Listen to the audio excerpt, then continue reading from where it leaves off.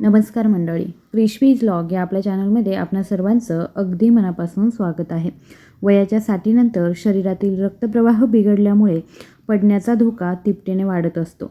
पण एक गोष्ट तुम्हाला कुणीच सांगत नाही आहे. एक विशेष प्रकारचं पेय हे नुकसान काही दिवसांमध्ये आणि काही आठवड्यांमध्ये नाही, तर अवघ्या काही तासांमध्ये भरून काढू शकतं.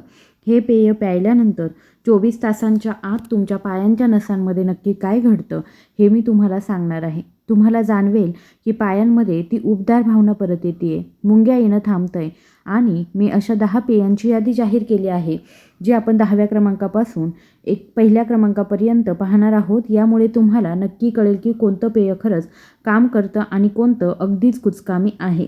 या यादीतील पहिल्या क्रमांकाचं पेय तुमच्या रक्तवाहिन्या 30% रुंद करतं. 30% हाच तो फरक आहे. रात्री बाथरूमला जाण्यासाठी धडपडत चाचपडत जाणं आणि पूर्ण आत्मविश्वासाने चालत जाणं यामधला हा फरक आहे. पाय थंड पडणं, सुन्न होणं आणि पाय जसे काम करायला हवेत तसेच ते सुरळीत चालणं यामधला. आणि गंमत अशी आहे की कदाचित हे पेय आताही तुमच्या स्वयंपाकघरामध्ये असेल, पण तुम्ही ते चुकीच्या पद्धतीने पीत आहात. हा व्हिडिओ शेवटपर्यंत पहा आणि माझ्यासोबत राहा, कारण मी जे काही सांगणार आहे ते कदाचित तुमच्या डॉक्टरांनी सुद्धा तुम्हाला सांगितलेलं नसेल. आणि हा व्हिडिओ संपेपर्यंत तुम्हाला समजेल की तज्ज्ञांचे सल्ले पाळूनही तुमचा रक्तप्रवाह का बिघडला आहे. चला तर मग तुमच्या पायांच्या आत सध्या काय घडत आहे याचं एक चित्रच मी तुमच्या डोळ्यांसमोर उभं करते. वयाच्या 60व्या वर्षानंतर तुमच्या रक्तवाहिन्या नायट्रिक ऑक्साईड तयार करण्याचं प्रमाण 70%ने कमी करतात. 70% नायट्रिक ऑक्साईड हा असा मुख्य घटक आहे जो तुमच्या रक्तवाहिन्यांना रिलॅक्स आणि रुंद ठेवतो. त्याशिवाय तुमच्या रक्तवाहिन्या अक्षरशः आकुंचन पावतात, त्या होतात अरुंद होतात आणि त्यामुळे पायांपर्यंत रक्त पोहोचायला खूप संघर्ष करावा लागतो. हा विषय फक्त पायाची बोटं थंड पडण्यापुरता मर्यादित नाही. जेव्हा रक्ताभिसरण कमी होतं तेव्हा सर्व काही कोलमडायला लागतं.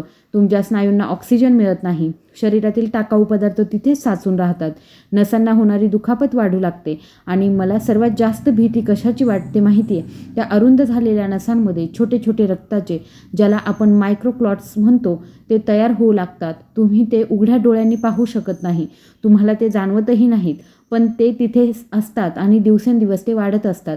वैद्यकीय क्षेत्रामध्ये तुम्हाला ॲस्पिरिन घ्या, हालचाल करा किंवा मग पाय उंचावर ठेवा असं सांगितलं जाईलही.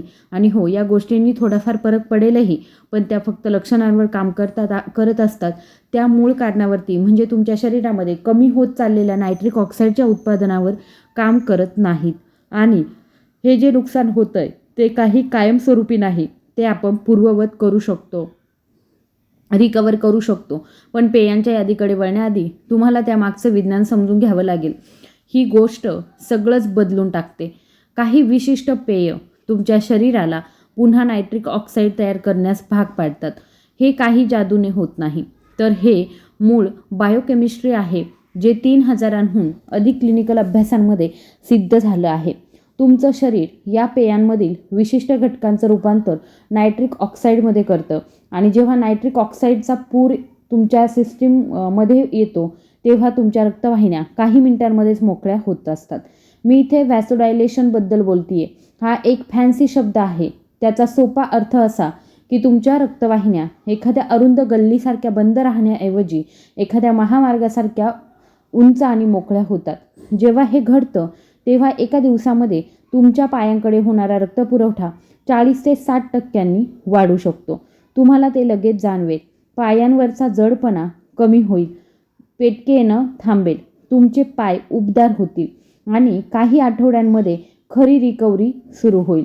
नवीन केशवाहिन्या, कॅपिलरीज तयार होतील, नसांचं कार्य सुधारेल आणि तुमच्या पडण्याचा धोका एकदम कमी होईल. पण इथे एक महत्त्वाची गोष्ट आहे. रक्ताभिसरण वाढवणारी सगळीच पेय सारखी नसतात. काही निव्वळ फसवणूक असतात, काही काम करतात पण त्यांचे दुष्परिणाम धोकादायक असतात आणि काही मात्र अगदी कमी खर्च खूप मोठा बदल घडवून आणतात.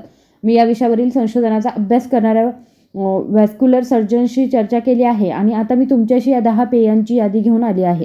आपण सुरुवात करूया अशा पेयांपासून ज्यांचा फारसा काहीचा परिणाम होत नाही. ड्रिंक नंबर 10 आहे साधं पाणी.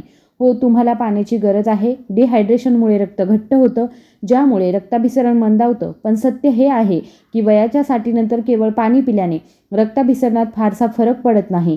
हे मान्य करायला कोणीच तयार नाही. The journal of applied physiology मधील एका अभ्यासामध्ये असं आढळून आलं आहे की हायड्रेशनमुळे वृद्ध लोकांमध्ये रक्तप्रवाह फक्त 8% सुधारला आहे. 8%. जेव्हा तुम्ही 70% नायट्रिक ऑक्साईड कमी होण्याच्या समस्येशी लढत आहात तेव्हा हा बदल काहीच कामाचा नसतो. समस्या सोपी आहे. पाण्यामध्ये कोणतेही नायट्रेट घटक नसतात. ते व्हॅसोडायलेशन म्हणजेच रक्तवाहिन्या रुंद करणं ट्रिगर करत नाही. ते फक्त शरीराचं नियमित कार्य चालू ठेवतं. हे असं आहे की गाडी बंद पडू नये म्हणून काळजी घेणं आणि गाडीचा वेग वाढवणं यात जो फरक आहे तोच इथे आहे. तुम्हाला पाण्याची गरज आहे. दिवसाला 8 ग्लास पाणी प्या. पण रक्ताभिसरण ठीक करण्यासाठी फक्त पाण्यावर अवलंबून राहू नका. हा पाया आहे, उपाय नाही. त्यामुळे याचा स्कोर 10 पैकी 2 गरजेचा आहे, पण पुरेसा नाही. ड्रिंक नंबर 9 आहे ग्रीन टी. ग्रीन टीबद्दल नेहमीच खूप चर्चा असते आणि हो, त्यात कॅटेकेन्स असतात जे रक्तवाहिन्यांचे कार्य सुधारतात आणि पण विशेषतः पायांच्या रक्ताभिसरणासाठी याचा परिणाम खूपच कमी आहे. संशोधन असं दर्शवतं की ग्रीन टीमुळे फ्लो मेडिएटेड डायलेशन सुमारे 12% वाढतं. हे साध्या पाण्यापेक्षा चांगलं आहे, पण तरीही फारसं समाधानकारक नाही. याचं कारण असं की ग्रीन टीमधील कॅटकिन्स हळूहळू काम करतात. ते एंडोथेलियल फंक्शन सुधारण्यासाठी काही अंशी नाही तर काही महिन्यांचा वेळ घेतात. शिवाय यात वेळेचीही एक समस्या आहे. जर तुम्ही सलग 8 ते 12 आठवडे ग्रीन टी प्यायलात तरच तो काम करतो. काही दिवस चुकले की त्याचे फायदे मिळणं बंद होतं आणि त्यातील कॅफीनमुळे लोकांमध्ये रक्तवाहिन्या आकुंचन पावू शकतात, ज्यामुळे मूळ उद्देशच साध्य होत नाही. माझा गैरसमज करून घेऊ नका. ग्रीन टीचे इतर फायदे आहेत. अँटीऑक्सिडंट, चयापचय म्हणजेच मेटाबॉलिझम वाढवणं, मेंदूचं आरोग्य. पण साठीनंतरच्या पायांच्या रक्ताभिसरणासाठी हा उपाय तितकासा वेगवान नाही. अजून एक गोष्ट, बहुतेक लोक ग्रीन टी चुकीच्या पद्धतीने पितात. ते उकळत्या पाण्याचा वापर करतात, ज्यामुळे त्यातील 50% पोषक तत्वे तिथेच नष्ट होतात. तुम्हाला जास्तीत जास्त 75 ते 80 अंश सेल्सिअस म्हणजे पाणी उकळल्यानंतर थोडं शांत आणि थंड झालेल्या तापमानाचं पाणी हवं असतं. त्यामुळे याचा स्कोर आहे 10 पैकी 3 फायदे, पण रिझल्ट खूप हळूहळू मिळतात.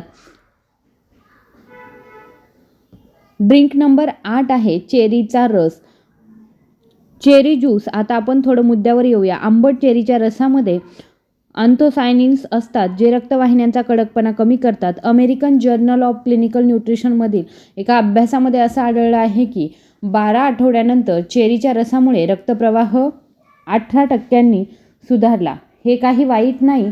अँथोसायनिन्स रक्तवाहिन्यांच्या भिंतींमधील सूज कमी करतात, ज्यामुळे त्या सहजपणे रिलॅक्स होतात. पण इथे एक अडचण आहे. हा रस साखरेने खचून भरलेला असतो. एका कपामध्ये 30 ग्रॅम साखर असते, ज्यामुळे इन्सुलिनची पातळी एकदम वाढते आणि यामुळे काही काळासाठी रक्ताभिसरण सुधारण्याऐवजी बिघडूसुद्धा शकतं. म्हणजेच हे असं झालं की 1 पाऊल पुढे आणि 2 पावले मागे. शिवाय हे खूप महाग आहे. चांगल्या दर्जाचा शुद्ध चेरीचा रस विकत घ्यायचा झाल्यास एका बाटलीसाठी साधारण 600 ते 700 रुपये मोजावे लागतात. जर तुम्ही दररोज हे प्यायचं ठरवलं तर महिन्याला बराचसा खर्च आणि फटका बसेल. थोडक्यात काय, चेरीचा रस काम करतो, पण हळूहळू. आणि त्यातील साखरेचं प्रमाण पाहता जर तुम्हाला मधुमेह म्हणजे डायबिटीज किंवा मग मधुमेहाची सुरुवात म्हणजेच प्री डायबिटीज असेल आणि खरं बोलायचं तर साठीनंतर बहुतेक लोकांना हा त्रास असतोच, तर हा एक धोकादायक पर्याय ठरू शकतो.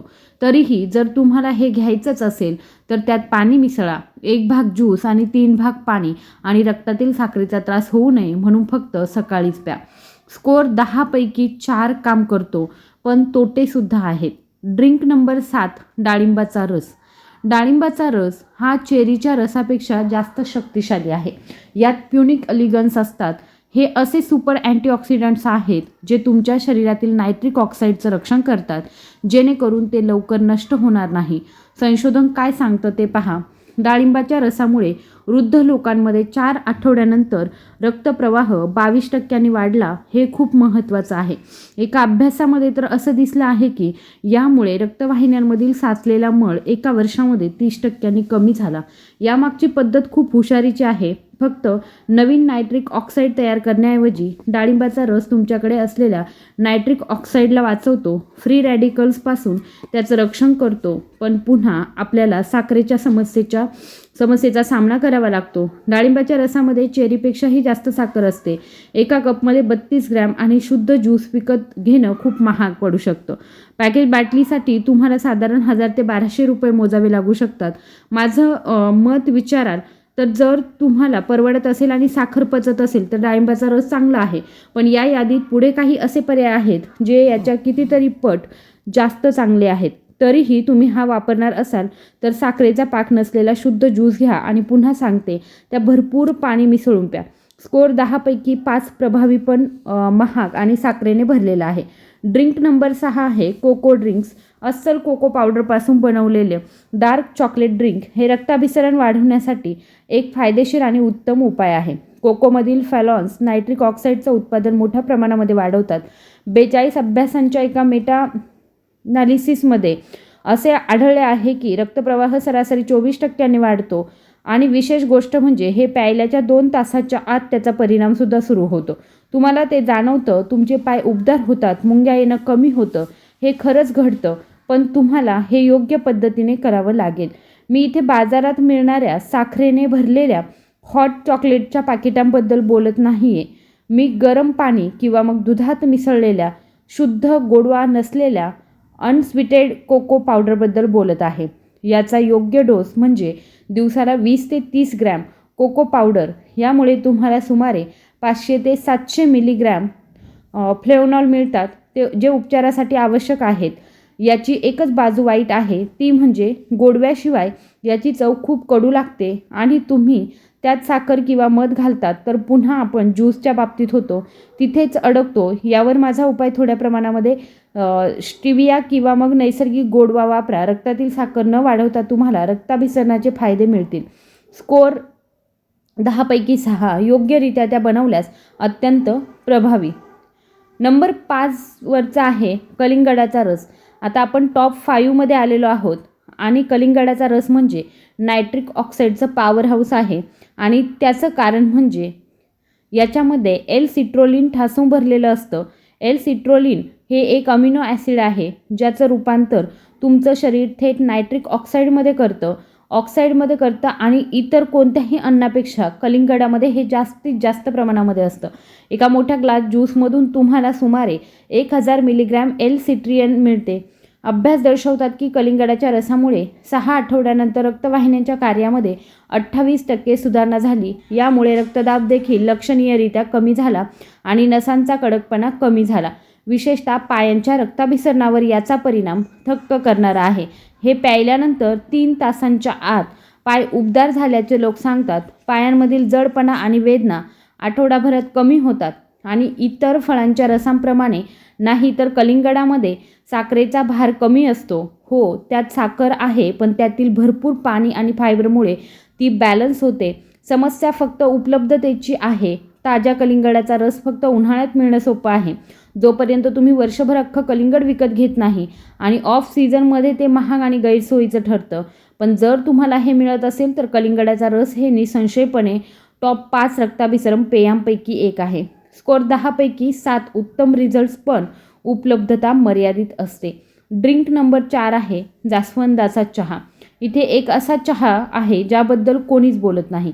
जास्वंदाचा चहा या गोष्टीकडे गुन्हेगारी वाटावी इतकं दुर्लक्ष झालं आहे. जास्वंदामध्ये ऑर्गॅनिक ॲसिड्स आणि अँथोसायनिन्स असतात जे रक्तदाब कमी करतात आणि रक्तप्रवाह सुधारतात. पण खरी जादू ही आहे की ते तुमच्या एंडोथेलियमवर कसा परिणाम करतात, म्हणजे तुमच्या रक्तवाहिन्यांचे आतील अस्तर, आणि जेव्हा हे अस्तर खराब होतं तेव्हा रक्ताभिसरण कोलमडतं. 6 आठवड्यांच्या अभ्यासामध्ये असं आढळलं आहे की जास्वंदाचा चहा रक्तदाब 11 अंकांनी कमी केला आणि रक्तप्रवाह 31% सुधारला. 31%, आणि हे खूप वेगाने घडतं. लोकांना 10 दिवसांच्या आत निकाल मिळाल्याचं दिसून आलं आहे. पेटके येणं थांबतं, सुन्नपणा नाहीसा होतो. हे अगदी स्वस्त आहे. महिन्याभराचा साठा होईल एवढा बॉक्स अगदी कमी पैशांमध्ये मिळतो. हे बनवायचं कसं ते पहा. 2 जास्वंदाच्या टी बॅग्स किंवा वाळलेली जास्वंदाची फुले गरम पाण्यामध्ये 10 मिनिटे बुडवून ठेवा.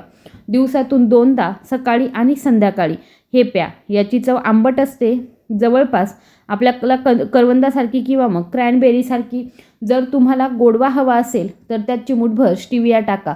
याची फक्त एकच बाजू सांभाळावी लागते, ती म्हणजे जास्वंदामुळे रक्तदाब लक्षणीयरित्या कमी होऊ शकतो. त्यामुळे जर तुम्ही आधीच बीपीच्या गोळ्या घेत असाल तर हे सुरू करण्यापूर्वी तुमच्या डॉक्टरांशी बोला. स्कोअर 10 पैकी 8. शक्तिशाली, परवडणारे आणि जलद काम करणारे ड्रिंक नंबर 3 म्हणजे ओवा ज्यूस. काही वर्षांपूर्वी ओवा ज्यूसची खूप क्रेज आली होती आणि त्यातील बहुतांश दावे फालतू होते, पण रक्ताभिसरणासाठी हे 100% खरे आहे. ओवा नैसर्गिक नायट्रेट्सने खचून भरलेला असतो आणि तुमचं शरीर या नायट्रेटचे रूपांतर नायट्रिक ऑक्साईडमध्ये करतं आणि एका अशा प्रक्रियेद्वारे करतं जी तुमच्या तोंडापासून सुरू होते. तुमच्या जिभेवरील बॅक्टेरिया नायट्रेटचं रूपांतर नायट्राइट्समध्ये करतात. त्यानंतर तुमच्या पोटातील ॲसिड त्या नायट्रेटचं रूपांतर नायट्रिक ऑक्साईडमध्ये करतं. ओव्याच्या रसाचा एक मोठा ग्लास सुमारे अर्धा लिटर तुम्हाला 250 मिलीग्रॅम नायट्रेट्स देतो. हे प्रमाण 3 तासांच्या आत रक्तप्रवाह 35 ते 40% वाढवण्यासाठी पुरेसा आहे. खेळाडू आपली कामगिरी सुधारण्यासाठी अनेक वर्षांपासून सॅलरी ज्यूस वापरत आहेत, पण आपल्या पायांचं रक्ताभिसरण वाचवू पाहणाऱ्या वृद्ध लोकांसाठीही हे तितकंच प्रभावी ठरतं. संशोधन याला दुजोरा देतं. हायपरटेन्शन जर्नलमधील एका अभ्यासामध्ये असं आढळून आलं आहे की सिंथेटिक सप्लिमेंट्सपेक्षा भाज्यांमधून मिळणारे नैसर्गिक नायट्रेट्स रक्तप्रवाह जास्त प्रभावीपणे सुधारतात. ताज्या सॅलरीचा रस म्हणजेच ओव्याचा रस सर्वोत्तम आहे. तुम्हाला ज्युसरची गरज लगेच आता एका ग्लाससाठी 4 ते 5 मोठे सॅलरीचे दांडे लागतात, म्हणजे ओव्याचे दांडे लागतात. जास्तीत जास्त फायदे मिळवण्यासाठी सकाळी उठल्याबरोबर रिकाम्या पोटी हे पेय प्यायचं आहे. तर काहींना ती थोडीशी खारट आणि मातीसारखी किंवा पाल्यासारखी लागते, प्यायला फारसा छान लागत नाही. पण जर तुम्हाला रक्ताभिसरण सुधारायचंच असेल तर तुम्ही ही चव सहन कराल. स्कोअर 10 पैकी 8.5. अत्यंत प्रभावी पण विचित्र चव ज्युसरची गरज लागते. ड्रिंक नंबर 2 आहे अरुगुला.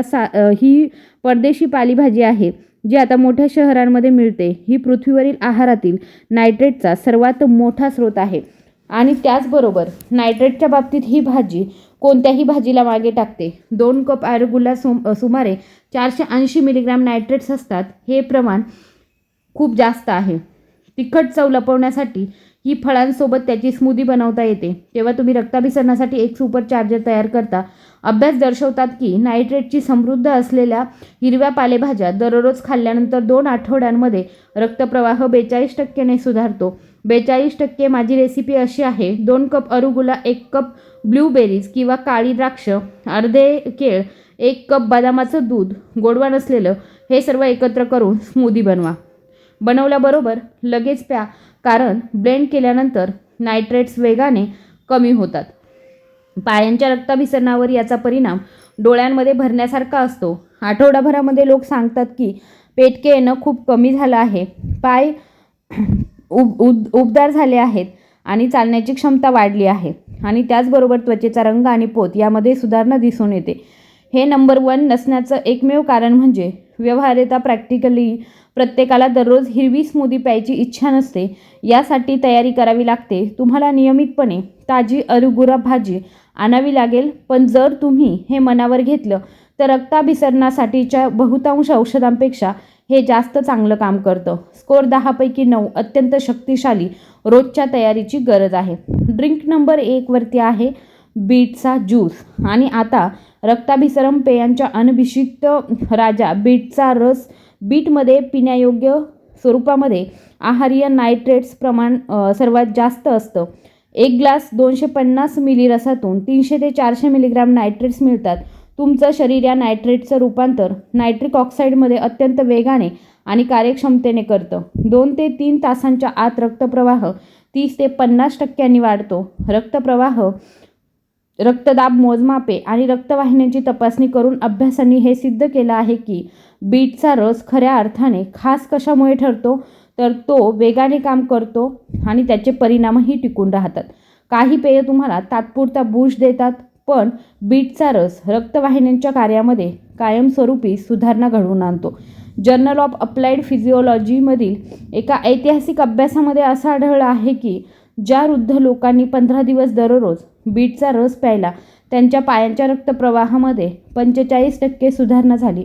रक्तवाहिन्यांचा कडकपणा 38% कमी झाला, चालण्याची क्षमता 22% वाढली आणि चालताना होणाऱ्या वेदना क्लॉडिकेशन पेन लक्षणीयरित्या कमी झालं.